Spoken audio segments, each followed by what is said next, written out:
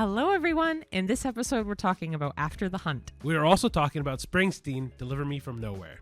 And a big classic, Back to the Future. But first, we always start with our movie news. And of course, we have our October spooky screen season. And for the second half, it's all things Halloween. And we'll even tie it off with a Halloween Did We Know? Whoa, this is heavy, Doc.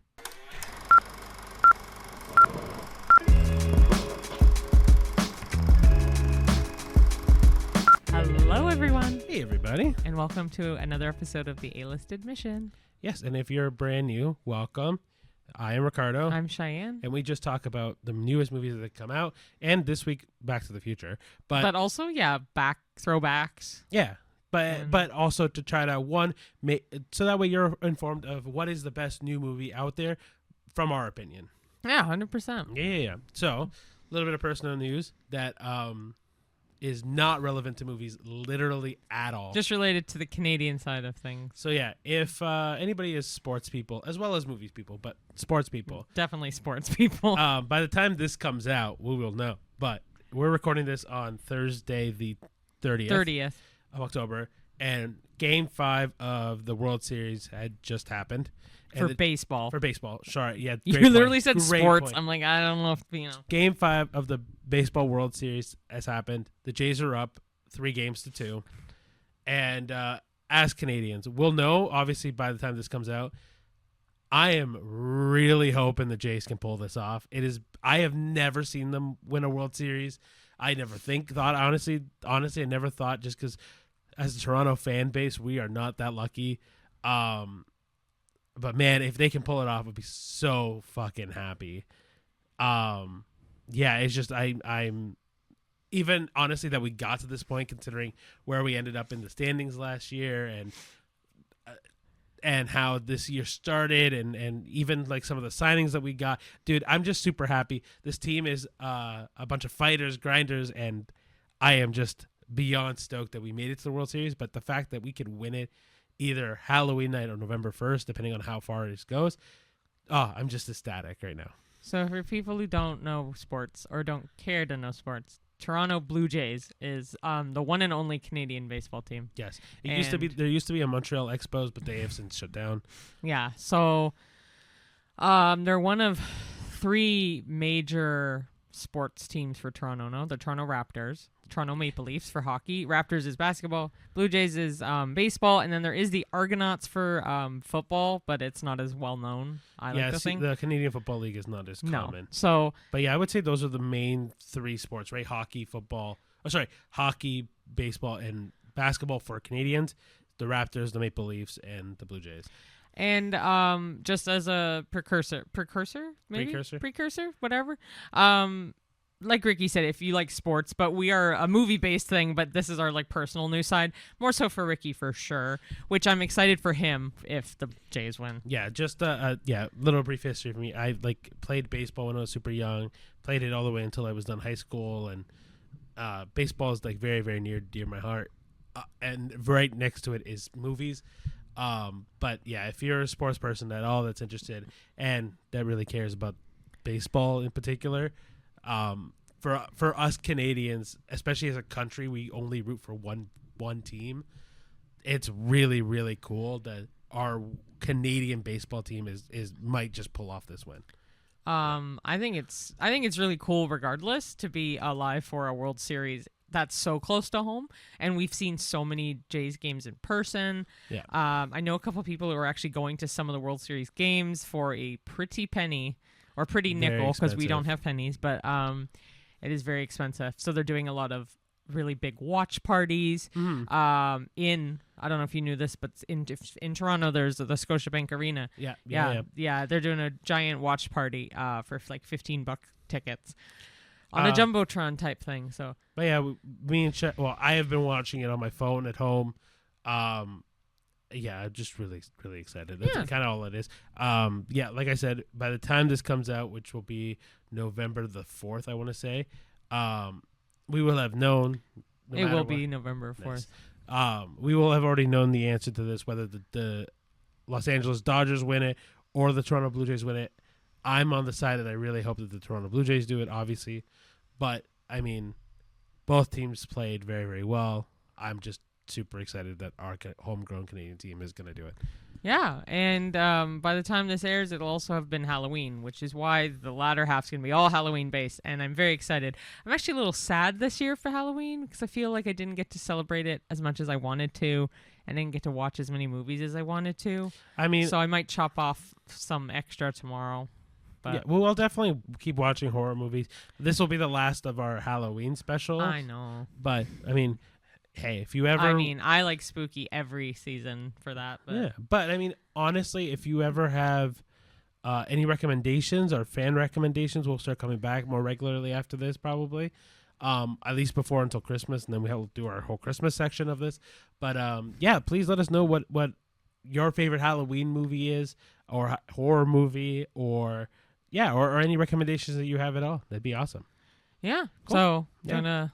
Right get into the news? Yeah, so we'll slide into the movie news. I'll do the first one. Sure. Which I'm most excited for is that in the works is a Mummy sequel with Brendan Fraser and Rachel Weisz. I am so excited for this. If you don't know of The Mummy, it was made in 1999 with Brendan Fraser. It was a massive hit. He was like, everyone loved how he looked in it, and loved how she looked in it.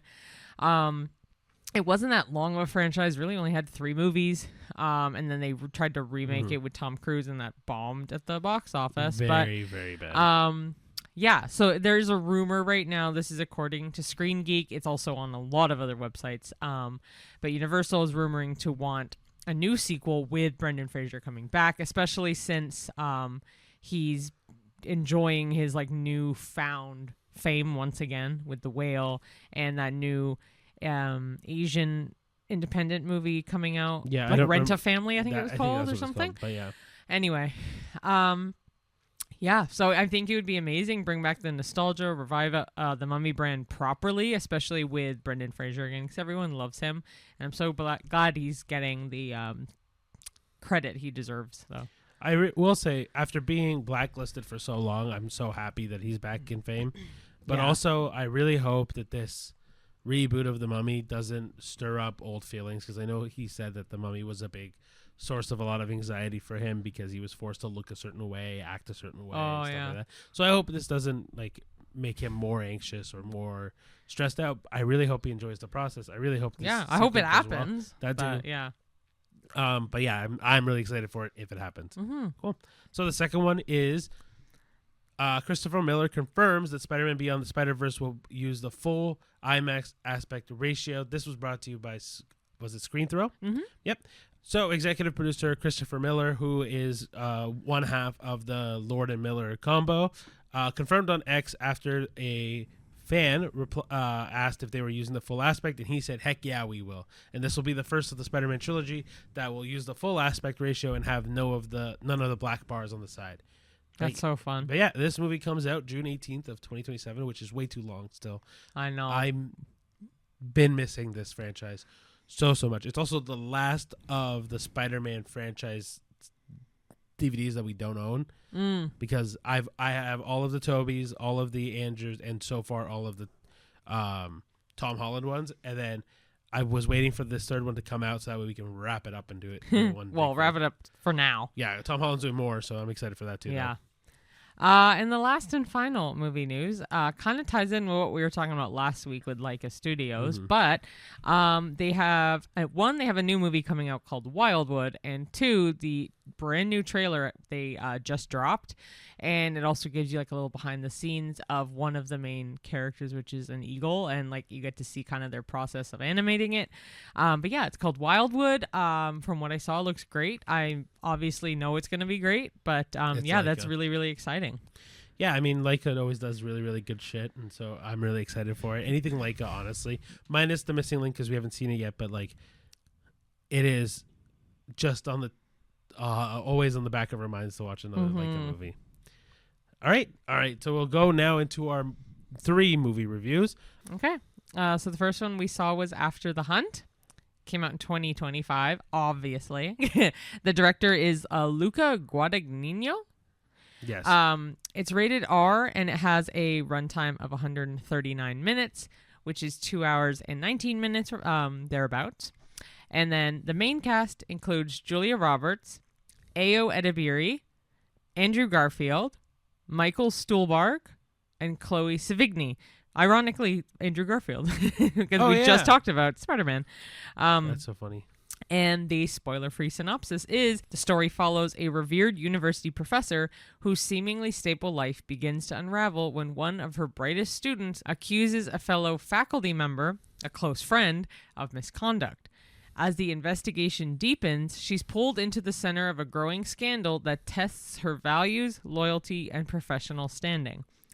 But as whispers and secrets circulate, her own past decisions and moral compromises begin to resurface, forcing her to confront the uncomfortable question of how much she's willing to risk to protect herself and those she cares about.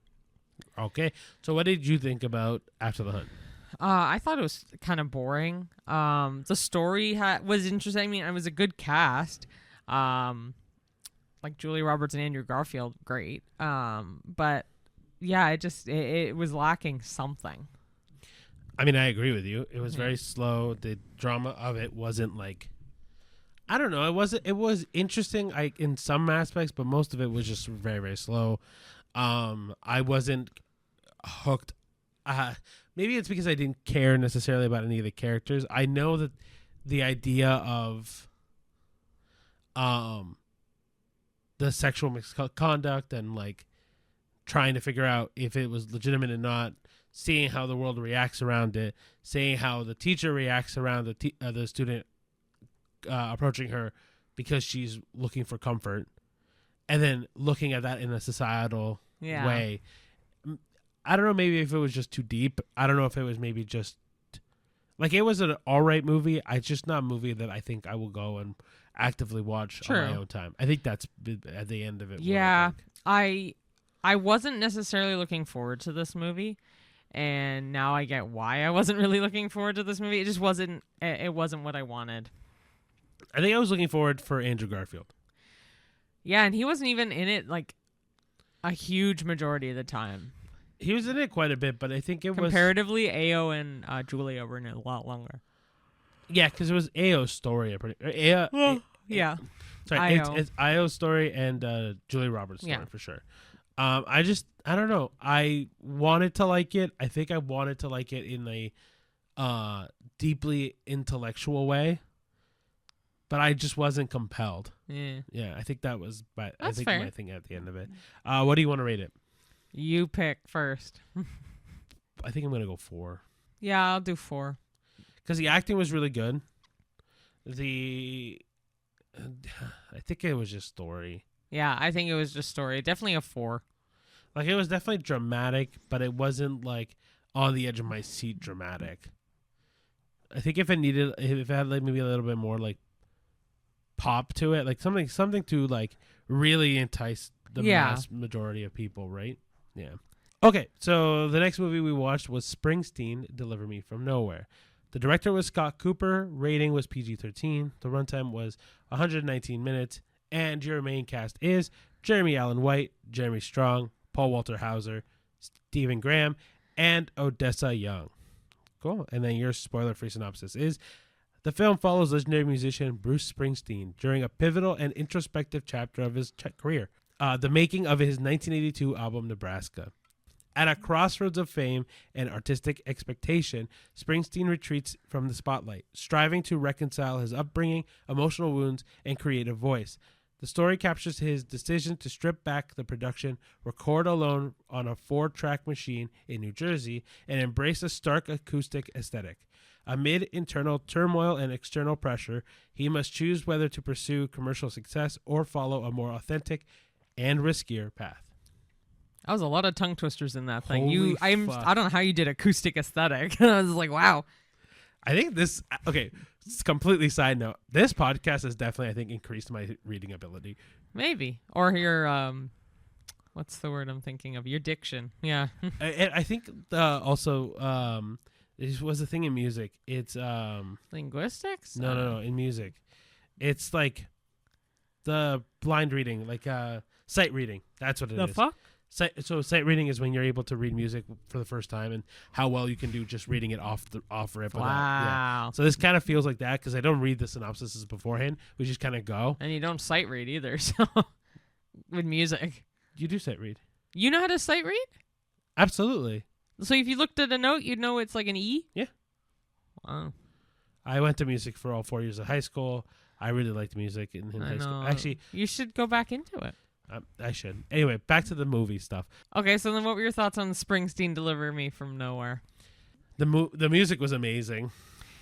Jeremy Allen White was incredible. Actually, yeah. Let's talk about that first. The acting, everybody's acting in this was brilliant. Well, let's talk about all the pros. Aside, like that, also, we were the only people in the theater. Oh, and it actually it was one of the things that me and Cheyenne really just had a quick moment to say, like, if we could do this podcast properly, I think that'd be a brilliant way to do it. Because we were just kind of talking our notes through it. And that was really fun. And it was like, obviously, we don't get annoyed from phones or screaming people or people that just naturally annoy the fuck out of us in the movie theater. That being said, obviously, when crowds interact in a positive way, it elevates a movie experience all the way. Yeah. But this movie is slow and boring. Yeah, both of these really sucked. So in theaters, there's the 3 movies. The first 2 are not great. So if we're gonna go into this, so both of these movies came out actually the previous week, so before Halloween, but we never got a chance to see them. And after the hunt, we knew that we were gonna delay because there was only one movie, right? And Springsteen kind of came out of nowhere, and no one. Came out of nowhere. I didn't hear anybody talk about it. I didn't hear anybody no one I knew was seeing it. I didn't even see it on Cineplex until way later. And then the poster that they actually uses Springsteen's face and not Jeremy Allen White. Really? Yes. And so I thought it was a concert show, right? And then I realized it was not, and it was Jeremy Allen White's one. And they were like, "Oh shit, we have to see it." The one movie that actually comes out on Halloween that we're going to see for next week is, I don't know how to pronounce it, Begonia, yeah. Right now it's only a limited release, so whenever it does come, then we will watch it. Yeah, but we're probably gonna we're gonna try to find a watch for it for next week. Mm-hmm. Anyway, back to this movie. This movie there's a lot of good parts to it. Like I said, the music was very very good, very clear, very not pun not intended, instrumental to the movie. Like it really really was. It was so relaxing. It was so calming. And I don't like Bruce Springsteen's music whatsoever. We're both not like a huge fan of Bruce Springsteen. And the thing is, though, I'm still not after this movie. Whereas with Bob Dylan's A Complete Unknown, I'm a fan. I think I'd be interested to hear the Nebraska album now fully. But yeah, the thing with this movie was that it wasn't dramatic. It wasn't engaging. It wasn't like, it really didn't make me go, holy shit, let me learn everything about Bruce Springsteen. But I think that's for 2 big reasons. One, it doesn't tell Bruce Springsteen's rise to fame, and there isn't enough drama in the movie to make it engaging. Yeah, I agree. Right? Like, if this was his rise to fame, the beginning of him becoming famous and growing and that I can get behind, right? Like when we watched Better Man, and when we watched Bohemian Rhapsody, when we watched A Complete Unknown or Rocket Man, like all of those all do a much better job at telling the story of the artist. This does a good job at telling a partial story of the artist, but it's also not that dramatic. No, because it's all tied to the one album, too. Right. So while I completely understand the idea behind it and the importance of it to Bruce Springsteen, as someone who isn't a fan of Bruce Springsteen, I didn't enjoy it that much. I can see people who love Bruce Springsteen getting enjoyment out of this because they learned a little bit more about a specific album. But for the common viewer, for someone that doesn't really care so much about Bruce Springsteen, this movie we could have not seen this movie and I wouldn't have missed anything.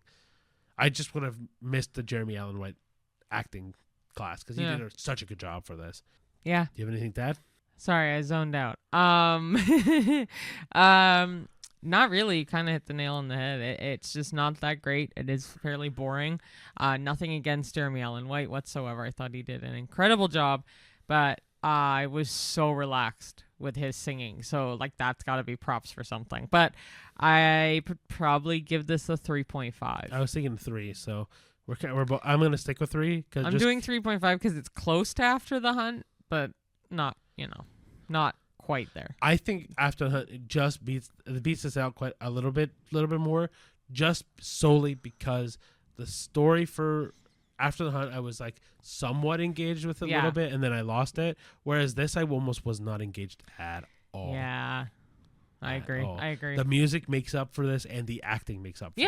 100%. 100%. Okay, you want to do your favorite one last? Yeah. So this got re-released for its 40th anniversary. It got re-released in theaters. This one is one of my all-time favorite movie trilogies, and it is Back to the Future from 1985. The director is, of course, Robert Zemeckis. It is rated PG for language, thematic elements, and brief violence, and it has a runtime of 116 minutes. The main cast include Michael J. Fox, Christopher Lloyd, Leah Thompson, Crispin Glover, and Thomas F. Wilson. And you know how much I would love this movie is because I did not have to read the screen for the main cast. In the spoiler-free synopsis, this will be spoiler-free, but it is also a flashback movie, so heads up, we may mention some minor spoilers here and there. We're going to spoil this movie, 100%. Yes, if you haven't seen it, it's 40 years old. Get off your ass and watch the movie. Anyway. Also, this is a, staple movie. This is, top 100 movies of all time kind of movie. So, I'll give you a spoiler-free synopsis regardless, because in Back to the Future, a teenager named Marty McFly is accidentally sent 30 years into the past in a time-traveling DeLorean invented by his eccentric scientist friend, Doc Brown.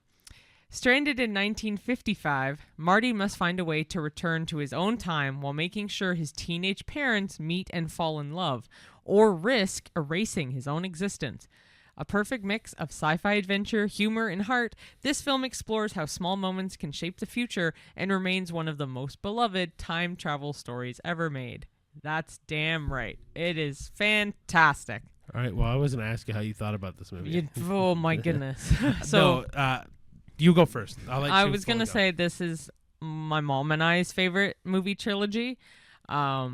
My dad also loves the series, but definitely not even close to how much my mom and I love it. We quote it to each other all the time, like Great Scott, 1.21 gigawatts, you name it. I would probably know the quote and when it happens in the movie. I know this one like the back of my hand. Yeah, Mr. Strickland. It's a brilliant movie. The series is brilliant. A lot of people hate the third one. I personally am not a huge fan of the second one. I like the second one way more than the third one. Yeah, I'm partial. Obviously, the first one is the go-to. Oh, that's hands down. Yeah. And I think they did a genius job with having a villain like Biff, and being Thomas F. Wilson. I think he was brilliant as Biff. I have no cons other than the second one was, again, not my most favorite, only because I know they had to work around not having Crispin Glover, and they did a good job. I just preferred the first and the third, but I love it. This movie to me is the quintessential. Be careful what you do. Be careful what you say. But the whole butterfly effect, right? Mm. But I also think that this movie is such a humbling movie. Marty kind of is not well off at the beginning of the movie, and his family isn't well off, and all he is trying to do is just set things right. Not to be rich, not to be famous. No, that's not the goal. Does it happen a little bit? Kind of, because the whole almanac thing in the second movie, but regardless, he is very much just trying to make sure the family doesn't get wiped.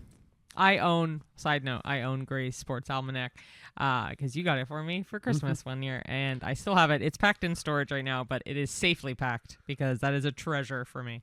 But yeah, I think this movie, when it comes down to brass tacks, is just one of the best time travel movies, like it said. But it's also just a great humanity movie with and sci-fi. This is quintessential sci-fi. Yeah, but it's not like Aliens kind of sci-fi. It's time travel. There's a little bit of alien stuff in it. When he pretends to be when he pretends to be the Darth Vader. I Spock am thing. Darth Vader. Which is also the Vulcan Star Trek sign. I know. He combines like six things together. And he freaks his dad out. Brilliant. Yeah, that's what you meant. Yes. But not like Men in Black. No, not actually alien stuff, but time travel. It's an amazing movie. One of the best. You are my density. I mean, destiny. Yeah, such a good movie, dude. Yeah, I know. Kevin, just give me a Pepsi free. If I gotta give you a Pepsi, you gotta pay for it. Like that's also number 2. Don't go by me. I was gonna say Pepsi free's the future one, right? And the second one. Yeah. Again, I know these movies very, very well, and I am very happy that they re-released it. They released Jaws and Back to the Future. You have to remember, in the 75 and 85, 2 massive movies came out, but also in 85, I think a lot other famous movies did come out too. Yeah. But this one tops my list. Out of all 3 movies, if you do get a chance to see Back to the Future re-released in theaters, I highly recommend that you do, because it's a brilliant movie by an absolutely brilliant director, one of my favorite directors. And Robert Zemeckis has done so fucking much for film. Like, we can even talk about, like, we talked about, oh my gosh, Forrest Gump earlier this year, and that's Robert Zemeckis' movie. Polar Express. Dude, I can't even think of them, but there's so many of them, right? Like, or even, this is a Spielberg movie, but the amount of Zemeckis references in Ready Player One is also insane. Anyway, but like, this movie, guys, if there was a movie that we could recommend, and to me, this almost gets a 10, if not a 10. Like, this gets a 10. I think all this day. Is on our 10. This is my 10. Yeah. This is definitely on the list of recommend. Like, if we could, honestly, we should probably make one, a proper one, an A-list podcast list. Mm-hmm. This is number 1 on that list. For flashback movies or throwback? For best movies of all time. Oh, on the list of 10? Yeah. That we've talked about, you mean? No, not 10. Like, but top movies of all time. That we've talked about, though. Yeah. Oh, okay. Yeah, then I agree. 100%. Like, I think this is a brilliant movie that I would recommend to anybody who loves sci-fi. 100%. And also the cast as well. Are you kidding me? Michael J. Fox and Christopher Lloyd alone, but then you have Leah Thompson and Crispin Glover and Tom Wilson. They're all genius actors. And Marty McFly's doing so much he's like a really big humanitarian with the Parkinson's. He does a lot of research, and he has a foundation, I think, too. Yep.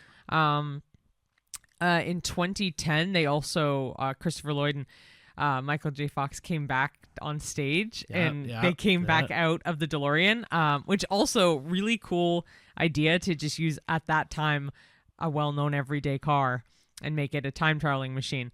Because the DeLorean was just a literal everyday vehicle. Oh, yeah. But if you ever do also get a chance to watch behind the scenes of making of this movie, if you are a fan, I highly recommend it. There's tons of different ones you can watch.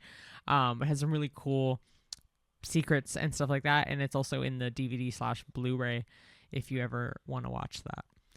Honestly, yeah, everything about this movie, from top to bottom, from behind the scenes to even Cheyenne went on the ride at Universal when it was out. Like, oh my goodness, there's ride! So much shit that is Back to the Future inspired that honestly, like, and it's part of the reason why every time I see Christopher Lloyd in a movie, I get excited. It's not because of anything else, but because of Back to the Future. I still can't believe that was there, Back to the Future, the ride. I'm so grateful I got to ride that. And I never did. Hundreds of times. You literally were riding in the DeLorean with the floating or the glitching flux capacitor in your car. Brilliant. Like, and you were with Doc Brown's like lab and stuff. Oh, it was brilliant. I miss that ride a lot. They do have a lot of mementos to the ride. But it's not the same. No, and I don't hate Universal for changing it to The Simpsons. It's just comes with the time as well. But a lot of people do miss it. Yeah. All right, so now we'll go into our spooky screen season, and we have 2 iconic movies for you. And I'm going to do the first one because I know Ricky really wants to do the second one, and I did Back to the Future, so it's only fair you do the second one. All right, fair enough. Okay, yeah, so the first of the final 2 for the spooky screen season that we watched are both Tim Burton related. And the first one is Corpse Bride from 2005, which is now 20 years old. Wow. The directors are Tim Burton and Mike Johnson. It's rated PG for some scary images and action, as well as some brief, mild language. And it has a runtime of 77 minutes. The main cast include Johnny Depp, Helena Bonham Carter, Emily Watson, Albert Finney, Richard E. Grant, and Joanna Lumley. The spoiler-free, I should also say they're going to be spoiler-free synopses, but we will be spoiling both of these Scream seasons. Absolutely. Because again, if you have not seen it, where do you live? And also, they're older movies now, so fat chance you're not going to see this. But in Corpse Bride, a shy young man practicing his wedding vows in the woods accidentally proposes to a mysterious bride from the land of the dead. Pulled into a colorful and eerie underworld, he must navigate between two worlds, the living and the deceased, while uncovering what true love and commitment really mean. Blending gothic charm, dark humor, and stop-motion artistry, the film tells a heartfelt story about love, loss, and destiny. What did you think of Corpse Bride? So me and Cheyenne love anything Tim Burton. Oh, 100%. So it goes without saying that these two movies are very Tim Burton based, but man, Corpse Bride hits hard every single time you see it. Yeah, and the music is incredible. Well, I'm not even sure who did it. Probably Danny Elfman. Yeah, of course, it's Danny Elfman. Sorry, you go ahead. Yeah, but like I think anything Corpse Bride, like with Corpse Bride, one, the dark aesthetic, the like obviously the ghoulish characters, the weird shaped people, that's what makes Tim Burton's movies so good, right? But it also like Tim Burton's movies fit so well with Halloween. Frankenweenie as well. Even Beetlejuice would work perfect for this. Oh my gosh, yeah. Right? But honestly, it's just these like dark animation movies are so good. Like the story is so deep. All of the voice acting is incredible. The art is amazing. The music, obviously, by Danny Elfman is untouchable. And I think that the heart behind every single one of these stories is just so profound. Like Victor talking to Victoria and falling in love with Victoria, and then him accidentally proposing to Emily, and then that whole story of him going this unrequited love story, and then, but that's the whole kind of fucking movie where it's this tinge an of arranged marriage. Yeah, this tinge of unrequited love that becomes very much requited. Like I was gonna say requited, but I'm like I don't like that word. Regardless, it's like everything is like a returned, right? So like Victor falling for Emily once things in the real world surpass him. And then Emily realizing how much she is Victoria in that situation, and then going, I can't do this to somebody else. This is not fair for that person. Oh, it's so nice. Oh, it's a beautiful, beautiful movie. But the movie is funny. The all the characters are weird in like the best way, and I don't. There's so much. The music is it's my favorite. One of my favorites for music for Tim Burton. It's the iconic theme though. It like that one Emily's theme? Is it Emily's theme? I don't even know. believe it's called Emily's theme. That tune is gonna be stuck in my head for I think the rest of my life. Yeah. Yeah. It's just so beautiful. I know. But what do you rate it? This is like a 9.5. Oh, I was gonna say 9, but because the next one is gonna be 10, so yeah, it can't. But this is like a 9.5. It's so close. 9. Yeah, I'll give it. I do like the twists at the end with this one with Vander. No, not Vander Nort. It's not Victor Van Dort. You're thinking of the main Van Dort. No, the guy who gets married to Emily and ends up being the Lord one Barkis. Lord Barkis, who ends up being the one who killed. Again, spoiler already, but who ends up being the one who killed Victoria way back Emily. when. Emily killed Emily. Oh yeah. You just confused names. But anyway, like it's just brilliant. I think the one thing that holds this back is the next movie. No, there's one thing I was trying to remember exactly. Oh, honestly, and it's such a stupid reason. There's one song in it that I really don't like. What song? It's the song the spider and the worm sing. I don't mind it. I don't like it. That's one if of the they only knew that we do something like that. If they only knew the you that we do. Anyway. Anyway, this makes me want to show you James and the Giant Peach, which I've seen James and the You Giant have Peach. seen I it. have Okay. seen. Also not my favorite though. No, but also Tim Burton. Yes. I think. If it's not Tim Burton, it's very much Tim Burton. It's an incredible So simulation. that song, the one that the spider and the worm sing, which I'm pretty sure is like I think it's called "If We Only Knew" or something yeah, like that. That one is truly not my favorite. I don't like it. I know you like it, but I don't mind. Like it's my least favorite one for sure. I really like the one.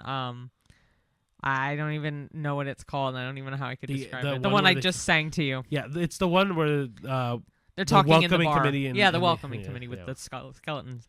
Yeah. Anyway, very jazzy. yes. Yeah. So 9.5. I'm gonna agree with you. Okay. Yeah. Last but not least, this is the one movie Cheyenne and I will watch twice a year, and it's even more than that. Well, sometimes, more than that, but like have to watch for Halloween and Christmas. Because it's The Nightmare Before Christmas of 1993. The director is Henry Selick. The rating's PG for some scary images. Anyway, the runtime is 76 minutes. I forget how short it is. I always think it's so much. It's only a minute shorter than Corpse Bride. Is it really? That's what it said. Oh, I thought it was shorter actually. I thought it was an hour and 13, but that's fine. The main cast is Chris Sarandon, Catherine O'Hara, Danny Elfman, William Hickey, Glenn Shaddix, Paul Rubens, and Ken Page. All right, and your spoiler-free synopsis followed by a spoiler-filled review is in The Nightmare Before Christmas, Jack Skellington, the Pumpkin King of Halloween Town, grows tired of the same spooky celebrations year after year. When he stumbles upon the magical world of Christmas Town, he becomes enchanted and decides to bring Christmas cheer to his eerie home. But his well-intentioned plan quickly spirals into chaos as Halloween and Christmas collide in unexpected ways. All right, I gotta ask, what did you think of The Nightmare Before Christmas? Oh, it's phenomenal. Yeah, it's so much so good. All the music is iconic. Jack, to me, will forever be the true embodiment of Halloween. I don't think there's not and I mean this seriously, we could talk about all the fucking jack-o'-lanterns that go out, witches and jack-o'-lanterns? Oh, yeah. Anyway, for me, if Santa Claus is Christmas, Jack Skellington is Halloween.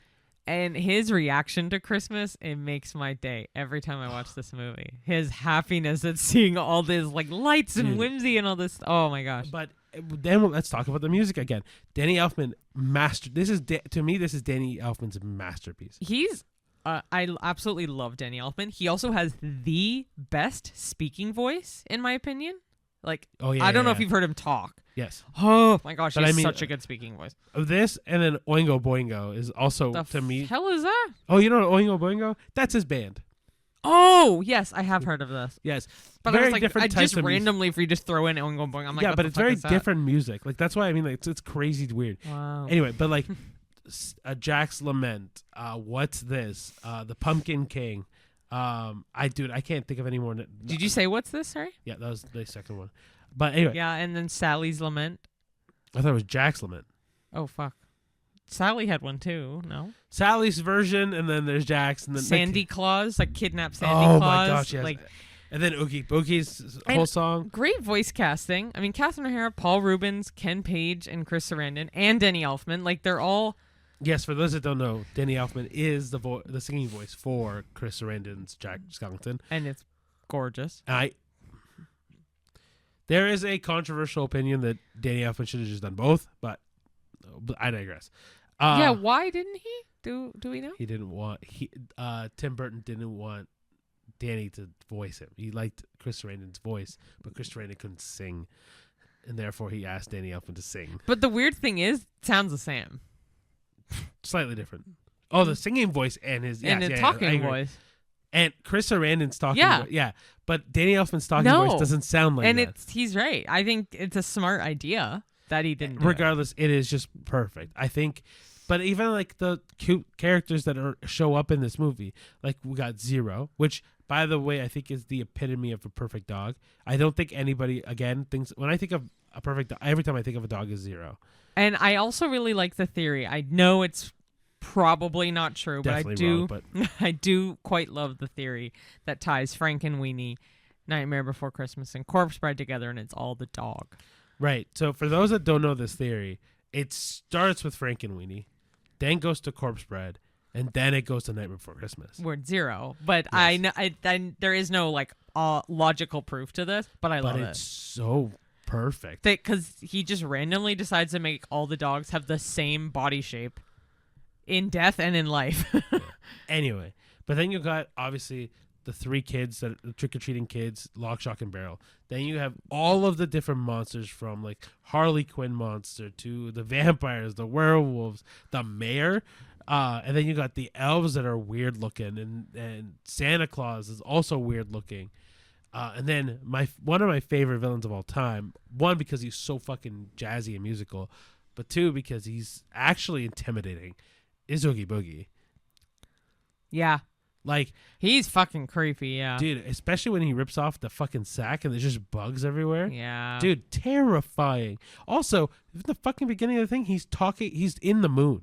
Yeah. So I don't know if that's just meant to be more intimidating, but Yeah, I don't know. and regardless, I think this movie is a 10 out of 10, 100%. Yeah. Without question. Like, this is a movie Definitely a 10 out of 10 for Halloween. where, one, for also the claymation of it all, because God forbid the claymation Yeah. is a lost art that is just phenomenal. Like, LAIKA can also prove this completely, Yeah. right? But two, because the story is undeniably perfect.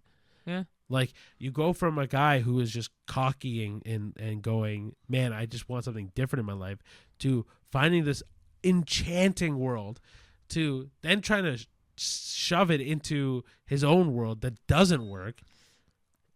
Everyone is trying to support him, and Sally sees the error of the way, and it's just blows up in his face, and he goes, you know what? Fuck it. I am the Pumpkin King. Yeah. And he owns who he is after destroying a celebration or holiday. But like, once he owns who he is, he owns who he is. He does right by it, right? I don't know. I just fucking love this movie.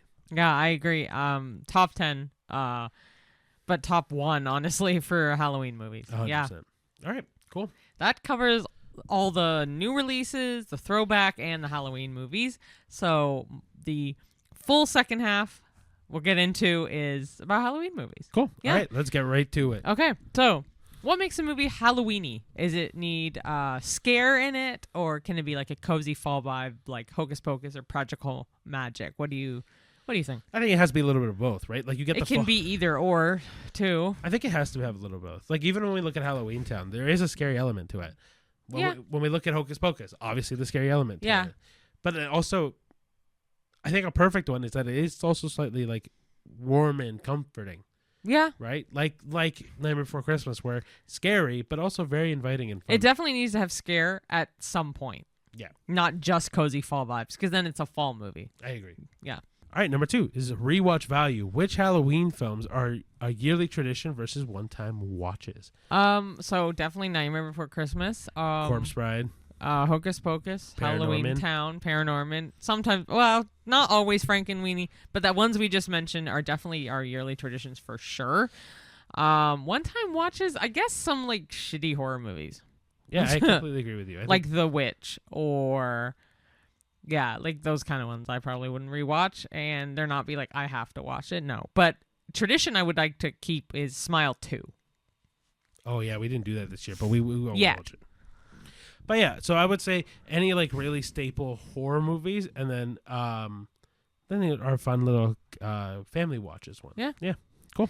Okay, so then we'll do some like more genre-specific discussions with slasher staples. So what makes killers like Michael Myers, Ghostface, or Freddy Krueger so iconic, and which franchise do you think aged the best?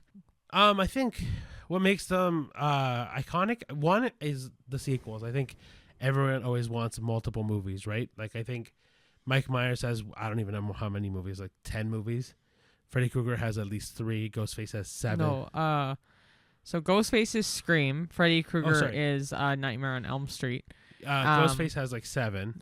Ghostface does have 7 because Scream 7 trailer just got released. Got you. Freddy Krueger has 3. for Nightmare on Elm Street, I think, has at least 5, if I'm not mistaken. Oh, okay, cool. Michael Myers for Halloween has at least, I would say, 10, including the reboots. But I think the one that aged the best is Halloween, so Michael Myers. Because it's quintessential Halloween movie. All right, fair enough. That makes sense. Right? They're all iconic for their own way, especially Scream. Like, what's your favorite scary movie? Like, Freddy Krueger, obviously, he kills you in your dreams. Like, each one is iconic for a totally different reason. But I just say the franchise that aged the best is Halloween, I think, because the reboots they did were actually decent. Scream is not necessarily rebooted. It is, but at the same time, I think it's just kind of lackluster now. But I do like the original Scream. So see, and that's the thing. The newest Halloween makes up for the rest of Halloween, but I think Scream itself, I think, ages better until the newer ones. Then they suck. Folk horror and atmosphere.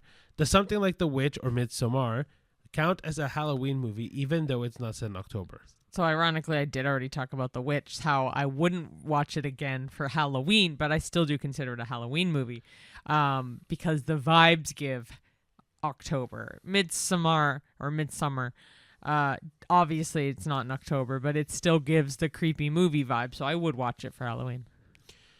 I would watch it for Halloween, but to me, they're not Halloween movies. No, like I could watch them at any point. I wouldn't rewatch The Witch, but Midsummer I've watched quite a few times in various parts of the year. Yeah, so if we go by what counts as a Halloween movie, horror movies do work in this, but I feel like Midsummer I don't consider a Halloween movie. The Witch a little bit more so because it involves a witch. I guess. I don't know. Neither one to me just scream Halloween movie. Sure. They both just scream horror movie. Yeah. Yeah. Okay, next will be some personal questions that we can ask each other. What was the first horror movie that actually scared you? Oh, that wouldn't have taken much. What's your answer? I got to think about this. I don't have one that I can genuinely think of. The one that fucked me up the first time I watched it was Midsummer. But not scary, just like, oh, like at one point we paused it because I'm like, I feel sick watching some of this. I mean, like, the sacrificing and all that, and the ending. Oh my gosh, it's gut busting, but it's I love it. It doesn't scare me though. I don't have an answer. I think one of the first ones that actually scared me, because remember I didn't watch. He was a wimp movies. before, yeah. Was the original or one of the Paranormal Activities? I can't remember which one. Oh, but interesting. Yeah, when I was younger, I just couldn't deal with it. I just wasn't my thing. Now. But I also had a thing where I was so scared in the movie, but after the movie, I'd be like, oh, that wasn't that bad. But you've gotten, I think, kind of creeped out with some movies I've shown you, and they've been at home. No, But I also like watching scary movies at home, pitch black. Love it. I love it any time of day. But the most recent one that got me would have been Weapons. But apart from that, I didn't scare me. No, it was the one jump scare that got me. Aunt Gladys in the basement. Oh, I see what you mean. It didn't scare me. It just got me. I wasn't the ones that are kind of like again, it's the gross ones that don't scare me. And just like, holy man, like in Bring Her Back, the arm eating thing. Yeah. Oh my gosh, I was talking about it with my friend Tyler. Gross. Shout out Tyler about it. Like gross versus scary is a very different thing. Gross again doesn't bother me. I actually thrive off any horror movie, so it doesn't scare me. All right, so what's your comfort spooky movie when you want the vibe but not the stress? Probably Hocus Pocus. Comfort spooky. A spooky movie, or Charlie Brown, the Halloween one, or it's the Great Pumpkin. Great Pumpkin. But it's not a movie; it's a special. If we're going ones that are like actually kind of like Scooby Doo, scary, quote unquote. Scooby Doo. I think my favorite horror movie of all time would be Monster House. Monster House, I guess, fits the vibe for a spooky movie, not so much horror movie. If I go by what horror movie to me is like my favorite horror movie of all time, Midsommar is that. But when you want the vibe but not the stress, you're not stressed by Midsommar. No, not because I know what happens now. I just want the vibe of a spooky movie. If we want just a comfort Halloween movie, it's Nightmare Before Christmas. Or Nightmare Before Christmas, yeah. Yeah, that's the only answer for me. Okay, well, speaking of, if you could spend Halloween inside any movie universe, which one would you pick? So some examples they gave were The Nightmare Before Christmas, The Addams Family, Beetlejuice, Corpse Bride, Hocus Pocus. I mean, low-key, you could say Halloween Town because it's a town. But I probably would pick the Addams Family because it's so opposite. I love that vibe. But mine is The Nightmare Before Christmas, but because there's a door to every holiday. True. Well, also, though, it is a universe in itself, whereas the Addams Family, I like it because of the family. Beetlejuice is cool because it's just a random city. Nightmare Before Christmas is its own town. So I would probably agree with you with that. With Nightmare Before Christmas. Nightmare Before Christmas, because from what I can remember, there was Valentine's Day, there was Thanksgiving, there was St. Patrick's Day, Christmas, like all of those towns I would love to visit. Yeah. Cool. All right, so then we'll go into our Did We Know Halloween edition. So the first one is Halloween in 1978 was shot in just 20 days on a shoestring budget. And the famous Michael Myers mask was actually a painted William Shatner mask. Did we know? No. I did know about the mask. I knew about the mask, but not 20 days. No, I did not know that part either. That's very interesting. 20 days, less than 3 weeks, which is crazy. But I mean, I can also see that in the movie too. Yeah, I can see that it was very short budget, right? Bette Midler has said that playing Winifred Sanderson in Hocus Pocus is her favorite role of her entire career. Did we know? No, I did not. Yes, I did. I did not know that. That's really cool. She loved it. And Sarah Jessica Parker loved playing Sarah in the harness too. She loved it. She would sit for hours in the harness, and they'd have to like ask her to come down because she would sit and just read up there. She loved the harness. Yeah. All right, the song "This Is Halloween" from Nightmare Before Christmas features 75 different character voices in a single track. Did we know? No. I didn't know it was 75. I know there's a lot of characters in it, but 75 is a lot, dude. Yeah, I know. Speaking of that movie, Tim Burton wrote the Nightmare Before Christmas poem while working as an animator at Disney, and it was originally just 3 pages long. Did we know? Not at all. No, that's really cool. Debbie Reynolds filmed Halloween Town while also starring in a Broadway show.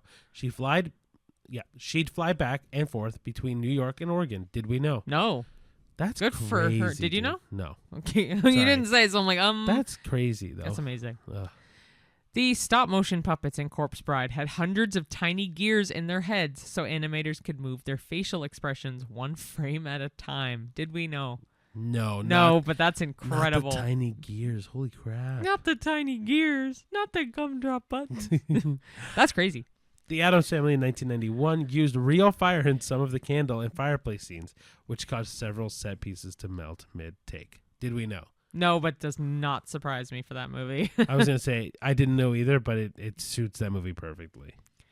The talking cat in Hocus Pocus was named Binks, and his animatronic design was later reused for Salem, the cat in Sabrina the Teenage Witch. Did we know?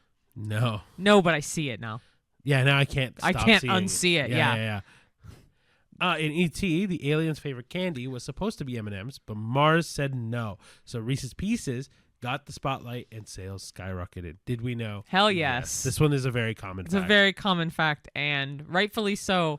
Fuck yeah, Reese's Pieces. I love Reese's Pieces. I don't know why, but I thought you were going to say fuck you, M&M's. But no, once in a while I don't mind M&M's, but I like Smarties if you like Canada Reese's candy. Pieces is the shit. Yeah. And the last and final, did we know? Halloween Town's giant pumpkin in the town square is still displayed every October in St. Helens, Oregon, where the movie was filmed. Did we know? Yes. I think I knew this because of something we just talked about recently. I think that's amazing. It's actually a festival that happens every year. That's what it is. Okay. And Kimberly J. Brown goes to it every single year with her husband, who is Calmar Jr.? Whatever his son's Calabar? Calabar Jr. Did she actually marry Calabar? Yeah. Her love interest in, I think it's the second movie, is who she married. Really? Yeah, it's actually really sweet. So cute. I love her though. Yeah. Okay, well, that kind of sums up our Halloween-esque episode. Thank you so much for watching and listening, and liking, commenting, and subscribing. Please do so if you have not already. Any likes, we really appreciate, and any comments, leave us feedback, negative, positive, just shout us out if you'd like. Word of mouth means a lot. And if you would like, you can follow us along on all social media, which includes Letterboxd at the A-List Pod and X at the A-List Pod. And then everything else will be the A-List Admission, which includes Instagram, Facebook, TikTok, Threads, YouTube, and I think that's it. I don't know if I said TikTok. I'm going to say did, you TikTok again, but we do have short form content on Instagram, YouTube, and TikTok. And then we also have audio versions of our podcast that you can listen to in your car or just at the gym whenever you want to relax with our soothing voices. But it's on Spotify, Apple Podcasts, wherever you do get your podcasts. And then if you'd like to see the video version of those audio bits, YouTube and Spotify do offer that as well. But just come on over to YouTube and watch our full videos that way.